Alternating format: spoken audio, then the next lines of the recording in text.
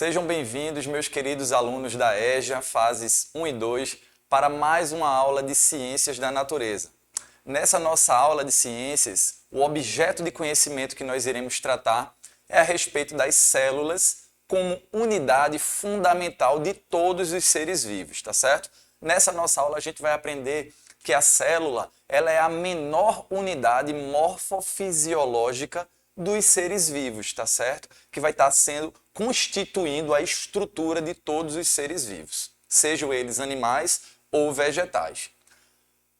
As células, elas apresentam, obviamente, várias funções, né, de acordo com o órgão, né, que ela vai compor, tá certo? Portanto, existem várias funções que são extremamente importantes e que essas células vão estar desempenhando, vão estar desenvolvendo e que a gente vai aprender ao longo da nossa aula. O termo célula ele foi utilizado pela primeira vez por um cientista, lá no ano de 1665, né? Um cientista e biólogo inglês chamado de Robert, certo? Esse cientista, ele analisando rolhas de cortiça, certo? É um tipo de material vegetal utilizado principalmente nessas garrafas de vinho. Então, quando ele fez cortes dessas rolhas de cortiça, ele observou, né, e analisou no microscópio, ele observou vários compartimentos, né, várias estruturas em formatos de compartimentos. E a esses compartimentos ele denominou de célula, tá certo? Portanto, esse cientista foi o primeiro a levantar, certo, essa hipótese da questão das células, tá certo? Como estruturas compartimentares. Então, a célula, ela constitui-se, como eu já tinha falado para vocês, na menor unidade morfofisiológica de todo ser vivo e vai possuir estruturas internas que são fundamentais, certo? Para que essa célula ela possa desempenhar todas as suas funções. Elas são as menores partes dos seres vivos e elas podem, então, compor aqueles seres vivos que nós denominamos de unicelulares ou pluricelulares. Quais seriam aqueles seres vivos unicelulares? Seriam aqueles que possuem uma única célula, tá certo? O ser vivo é formado por uma única célula. E os pluricelulares? Como a própria palavra já sugere, pluri significam várias. Portanto, são os seres vivos que são formados por conjuntos, por aglomerados de células, tá certo? Como, por exemplo, nós, seres humanos, somos seres pluricelulares, tá certo? As bactérias são exemplos de seres unicelulares, tá certo? Todas as bactérias são formadas por uma única célula. Existe uma peculiaridade em relação às bactérias que a gente também vai aprender, que a gente vai estudar nessa nossa aula, que essas células, essas bactérias, elas são células procariontes, tá certo? Existem células procariontes, que são células mais primitivas. Existe um outro tipo de célula mais especializada que nós denominamos de células eucariontes, tá certo? Portanto, as bactérias, elas são seres unicelulares dentro dos procariontes. Também nós temos os seres chamados de pluricelulares, né? São aqueles organismos que possuem aglomerados, várias ou até milhões de células, né? Como várias espécies de plantas, os animais de maneira geral e algumas espécies de fungos, tá certo? São ditos como seres pluricelulares e esses organismos, eles são organismos eucariontes, tá certo? Porque eles são formados por células que são células mais especializadas. Como eu tinha falado para vocês, nós temos a célula procarionte. Essa é uma célula primitiva, tá certo? Uma célula bem mais simples quando a gente analisa a estrutura dela e compara com uma célula eucarionte. Por quê? Porque ela é uma célula que possui um único compartimento, tá certo? Que nós chamamos de citosol, que é aquela parte do citoplasma, tá certo? Portanto, essa célula ela não vai possuir um núcleo, ela não vai possuir uma membrana delimitando o núcleo, que é onde vai estar presente o DNA, que é o material genético, tá certo? Portanto, nesse tipo de célula está tudo junto e misturado. Todas as substâncias, todas as enzimas que existem nessa célula, vai estar tudo num único compartimento que nós chamamos de citosol. Já as células eucariontes, elas são células, como eu tinha falado para vocês, mais especializadas, né? São células compartimentalizadas. São células que apresentam o que nós chamamos de organelas, tá certo? Esses compartimentos são chamados de organelas. Lembrando que existem dois tipos de células eucariontes. Nós temos as células eucariontes vegetais e nós temos as células eucariontes animais. Obviamente, as vegetais vão estar compondo todos os tipos de espécies vegetais, assim como as animais vão estar compondo a estrutura de todos os animais, tá certo? Ambos esses tipos de células vão apresentar um núcleo bem definido. Lembram que eu falei para vocês que lá na célula procariótica não existe um núcleo, né? Existe um único compartimento. Aqui no caso da eucarionte nós temos um núcleo, tá certo? Todas as células eucariontes possuem núcleo, que é envolvido por uma membrana, tá certo? Que nós chamamos de membrana nuclear, tá certo? Os indivíduos que possuem essa célula, essas células eucariontes, eles podem ser multicelulares ou unicelulares, tá certo? Esses multicelulares também podem ser chamados de pluricelulares, né? Que são aqueles animais, aqueles organismos que possuem milhares de células, tá certo? Como, por exemplo, nós podemos citar os unicelulares, como algumas espécies de protozoários, de algas e alguns tipos de fungos. E como exemplos de organismos multicelulares, nós podemos citar algumas outras espécies de fungos, os animais e as plantas de maneira geral.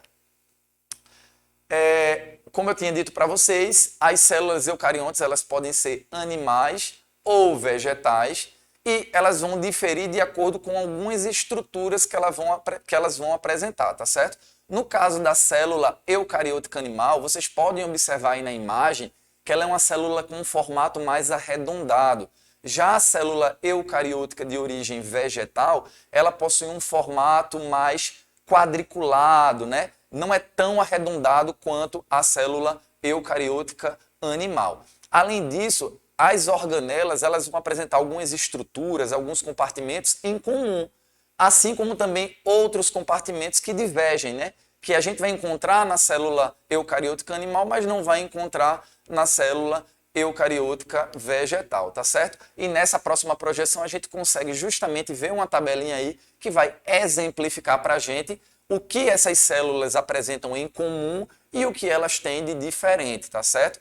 O que é que elas têm em comum, professor? Elas têm em comum um núcleo, tanto a célula eucariótica animal quanto vegetal apresentam esse compartimento que nós chamamos de núcleo, elas apresentam um outro tipo de compartimento que nós chamamos de lisossomos, tá certo? Elas vão apresentar um citoesqueleto, vão apresentar mitocôndrias, citoplasma, ribossomos, membrana plasmática, tá certo? Delimitando toda a célula, além de uma outra organela que nós chamamos de complexo de Golgi. Quando a gente observa a tabelinha com as diferenças entre essas células eucarióticas, animais e vegetais, a gente vai observar que no caso da animal, ela não vai possuir uma parede celular, tá certo? Já no caso da vegetal, ela vai possuir essa parede celular.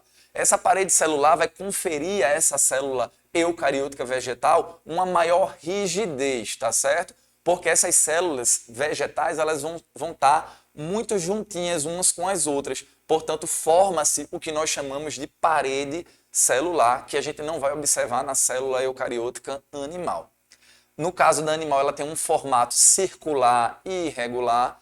Já no caso da vegetal, ela tem um formato retangular, né, mais quadrangular e fixo, ou seja, o formato dela não modifica tanto justamente por essa rigidez da parede celular. No caso da célula eucariótica animal, ela vai apresentar como fonte de energia o glicogênio, tá certo? A reserva de energia dessa célula vai ser um componente, uma substância que nós chamamos de glicogênio. Já no caso da vegetal, não vai ser o glicogênio. Essa fonte, essa reserva de energia vai ser na forma de amido, tá certo? Que é uma outra substância. No caso da vegetal, ela vai possuir lisossomos. No caso da animal, lisossomos, perdão. No caso da vegetal, não, né? Ela não vai apresentar lisossomos, mas sim um componente, um material que nós chamamos de celulose.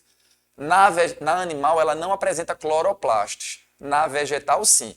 E essa questão dos cloroplastos é até extremamente importante a gente frisar, porque esses cloroplastos são organelas presentes nas células vegetais que realizam uma função importantíssima para os vegetais como um todo, tá certo? São esses cloroplastos que vão ser as organelas envolvidas no processo de fotossíntese, tá certo? Que é aquele processo em que a plantinha consegue converter a energia luminosa do sol, dos raios solares, em energia química e que vai ser utilizada para ela crescer, para ela se desenvolver, tá certo? Portanto, os cloroplastos, eles realizam eles ajudam no processo de condução dessa fotossíntese. Daí, eles existirem nas células vegetais, mas não estarem presentes nas células animais, tá certo? As animais possuem vacúolos, não possuem vacúolos, já as vegetais possuem vacúolos, tá certo? Que são estruturas internas do citoplasma que formam como se fossem bolsas, tá certo? Que nós chamamos de vacúolos. Exemplo das organelas animais. A gente consegue observar na projeção, né, a estrutura dessas organelas, desses compartimentos que existem internamente nessa célula animal, como o citoplasma, as mitocôndrias, o núcleo, os lisossomos, o complexo de Golgi, o retículo endoplasmático rugoso, liso. Quando a gente observa que as estruturas das organelas das células vegetais, a gente vai observar, né, que elas compartilham algumas estruturas em comum. Mas, por exemplo, a gente consegue observar aqui o cloroplasto, que a gente não vai conseguir observar lá na estrutura da célula eucariótica animal.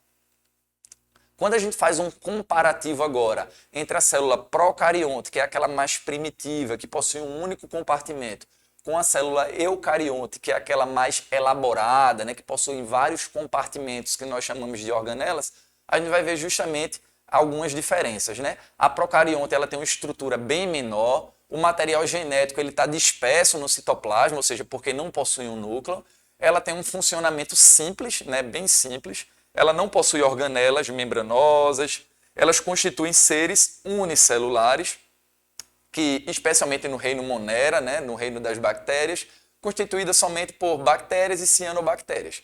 E essa molécula de DNA, que é característico dessas células procariontes, é uma célula de DNA que tem um formato circular, tá certo? Já quando a gente observa as células eucariontes, ela vai apresentar uma estrutura maior, esse seu material genético vai estar inserido dentro de uma estrutura que nós chamamos de núcleo. Ela tem um funcionamento bem mais complexo do que quando comparado com a célula procarionte, né? Porque ela possui essas organelas membranosas. Elas formam seres tanto unicelulares quanto seres pluricelulares e elas compõem os mais diversos reinos dos animais e das plantas, tá certo? Portanto, quando a gente observa, se a gente fizer um comparativo, né, entre essa célula procarionte e a célula eucarionte, imagine uma grande empresa, né? E imagine uma empresa que está começando agora e que possui num único galpão, num único ambiente, todo o funcionamento, seja da área administrativa, seja da área de produção, tudo acontece junto e misturado. E imagine agora uma outra empresa, né, maior, em que os setores são compartimentalizados. Tem um setor administrativo, tem um setor de produção, ou seja, é tudo organizado em compartimentos. Qual dessas empresas vocês acham que possuem uma maior produtividade e funcionam mais adequadamente? Obviamente vai ser aquela empresa que possui os compartimentos, tá certo? Justamente trazendo aqui para a questão das células procarióticas e eucarióticas, é justamente isso. As organelas são compartimentos que executam determinadas funções que tornam a célula eucariótica bem mais funcional do que a célula procariótica. Tá certo? Eu acredito que com esse exemplo deu para vocês entenderem perfeitamente essas diferenças. Veja agora alguns exemplos da diversidade de células, né? Ou seja, as células elas possuem uma diversidade de formatos enorme, né? Nós podemos observar os neurônios, que são as células responsáveis pela transmissão dos impulsos nervosos e que compõem o nosso sistema nervoso.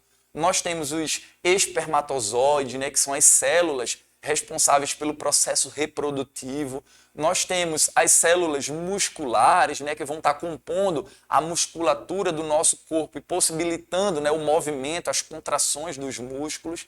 Portanto, observem que as células elas possuem uma diversidade enorme de formatos, tá certo? E então nós temos uma curiosidade. Vocês sabiam que os vírus são acelulares, ou seja, os vírus eles não são células, tá certo? Eles não são considerados células.